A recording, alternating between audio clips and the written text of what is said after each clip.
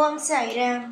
என் அன்பு செல்லுமே, என்னுடைய அழகான தங்கமே, உன்னுடைய வாழ்க்கையை நான் உற்று பார்க்கும் பொழுது உனக்கு அதிகமான வலிகளும் அதிகமான காயங்களும் மட்டுமே தான் உள்ளது. உனக்கு எதுவுமே அதிகமாகவே சிரிப்பு என்பது உன்னுடைய வாழ்க்கையில் இல்லாமலேயே இருந்தது. ஆனால் உன்னுடைய வாழ்க்கையில் அழுகை மட்டுமே அதிகமாக இருந்தது. நீ எப்பொழுதுமே என்னிடம் சொல்வாய், ஏன் சாயி, என்னுடைய வாழ்க்கையில் சிரிப்பு என்பது இல்லை, என்னை மட்டும் ஏன் இந்த பிறவியில் இந்த அளவுக்கு கஷ்டத்தை கொடுத்தீர்கள்? நானும் மற்றவர்கள் போலத்தானே வாழ வேண்டும் என்று ஆசைகள் எல்லாம் பட்டேன். ஆனால் ஒரு நிமிஷம் கூட நான் என்னுடைய வாழ்க்கையில் சிறு வயதிலிருந்து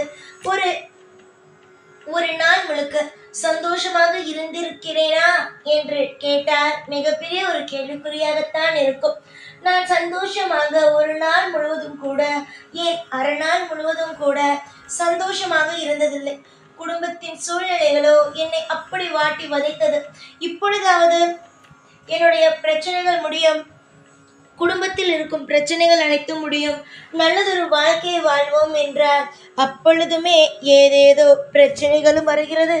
வாழ்க்கையில் ஒரு பிடிமானம், ஒரு பணம் இருக்கு, இதை செய்யலாம், காசுகள் இருக்கு, பதவிகள் இருக்கு, இதை செய்யலாம் என்று எந்த ஒரு விஷயத்திலும் ஒரு பிடிமானமுமே இல்லை. எல்லா விஷயத்திலும் அதிகமான வருத்தங்கள் மட்டுமே தான் சாயி இருக்கிறது என்று நீ புலம்பும் ஒவ்வொன்றும் எனக்கு புரிகிறது. உன்னுடைய அனைத்து புலம்பல்களையும் முடித்து வைத்து நிச்சயமாக நீ தேடும் ஒவ்வொன்றையும் நான் கூடிய சீக்கிரமாகவே நான் நல்லபடியாக நடத்தி வைப்பேன். துரோகிகள் வாழ்க்கையில் இருந்தார்கள், ஆனால் இனிமேல் இருக்க மாட்டார்கள். உன்னுடைய வாழ்க்கையில் கஷ்டங்கள் இருந்தது, ஆனால் இருக்காது. பணமோ இதுவரைக்கோ உன்னிடம் இல்லை, ஆனால் இனிமே பணங்களோ உனக்கு தேவைப்படும் அளவுக்கு இருக்கும். பல மர்மமான விஷயங்கள் உனக்கு தெரியாமலேயே நடந்தது. இனிமே அது போன்ற நீ கவலைப்படும் அளவுக்கு எந்த ஒரு விஷயமும் தவறாகவோ இல்லை உன்னுடைய வாழ்க்கையை கெடுக்கும் அளவுக்கோ நடக்காது. ஏற்கனவே நிறைய பிரச்சனைகளை சந்தித்துதான் நீ இப்பொழுது இந்த புது வாழ்க்கைக்குள் வந்திருக்கிறாய். இனிமேலாவது நான் உன்னை நன்றாக பார்த்து கொள்ள வேண்டும் என்று நினைக்கிறேன். கண்டிப்பாக உன்னுடைய வாழ்க்கையில் இருக்கும் அனைத்து பிரச்சனைகளையும் எடுத்து நல்லதொரு சந்தோஷத்தை இனி வரும் நாள் கொடுப்பேன். நீ எந்த அளவுக்கு என்னை மரியாதையோடு சாய் எனக்காக எல்லாமே செய்வார், எல்லா விஷயத்தையும் என்னுடைய அப்பா எனக்காக செய்வார். ஒரு நேரமும் என்னுடைய வாழ்க்கையில் ஒரு சிறிய தவறுகளை கூட என்னுடைய அப்பா செய்ய மாட்டார், எனக்கான நல்ல விஷயங்களை மட்டும் செய்வார் என்று எந்த நம்பிக்கையில் நீ நினைத்து கொண்டு இருக்கிறாயோ அதே நம்பிக்கையானது இருக்கட்டும். எல்லா நிமிஷமும் நான் இருப்பேன். உன்னுடைய நம்பிக்கையை ஒரு நாளும் நான் வீணாக்க மாட்டேன். பல துரோகிகளும் பலவிதமான தேவையே இல்லாத ஒவ்வொரு விஷயங்களும் உன்னுடைய வாழ்க்கையில் நடந்துவிட்டது. ஆனால் இனிமே உன்னுடைய வாழ்க்கையில் ஒரு துரோகிகளுக்கோ எந்த விதமான காயங்களுக்கோ உன்னுடைய வாழ்க்கையில் இடமே கிடையாது. யோசித்து யோசித்து உன்னுடைய வாழ்க்கையை நீ யோசித்து பார்க்க என்ன தெரியுமா தங்கமே தோன்றும்? இனிமே நம்முடைய வாழ்க்கையிலா இப்படிப்பட்ட விஷயங்களா நடக்கிறது, இப்படிப்பட்ட விஷயங்களா நம் வாழ்க்கையில் செய்வோம் என்று நினைத்தோம், ஆனால் அப்படியே மாறுதலாக பல விஷயங்களும் நடக்கிறது என்று நீயே உன்னுடைய வாழ்க்கையை சொல்லி பெருமைப்படும் அளவுக்கு எல்லாமே நல்லதாகவே நடக்கும்.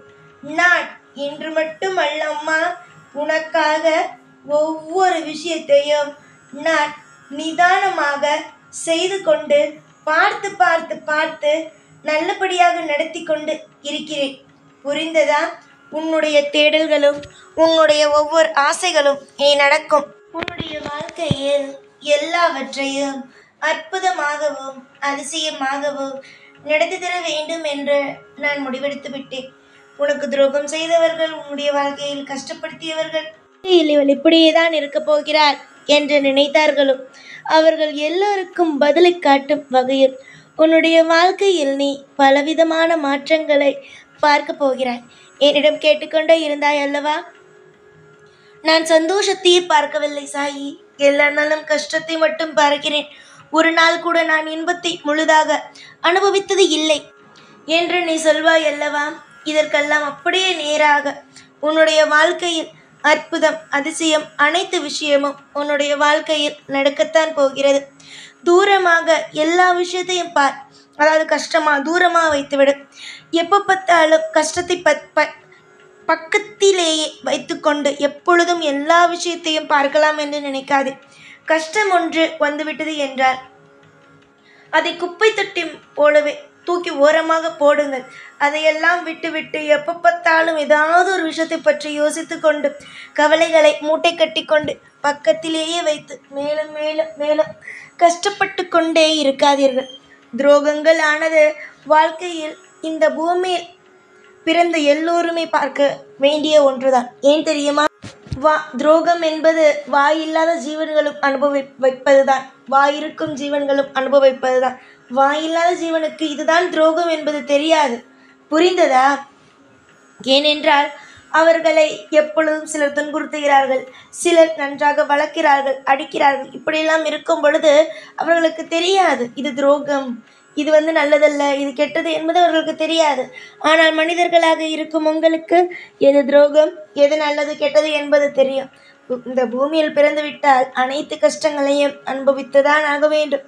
அதனால் எதுவுமே நமக்கு தான் நடக்குது, எதுவுமே மற்றவங்களுக்கு எதுவுமே நடக்கலை, நமக்கு மட்டும்தான் கெட்டது நடக்குது, நல்லது நடக்கவே மாட்டேங்குது.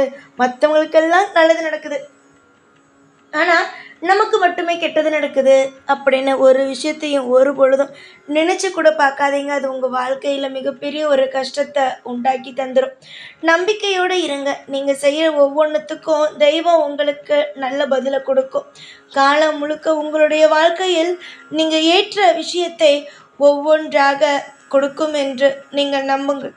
நீங்கள் சிரித்து சிரித்து சில விஷயத்தை பார்க்கிறீர்கள், ஆனால் அதுவே ஒரு நாள் மிகப்பெரிய ஒரு கஷ்டத்தில் போய் முடிகிறது தானே.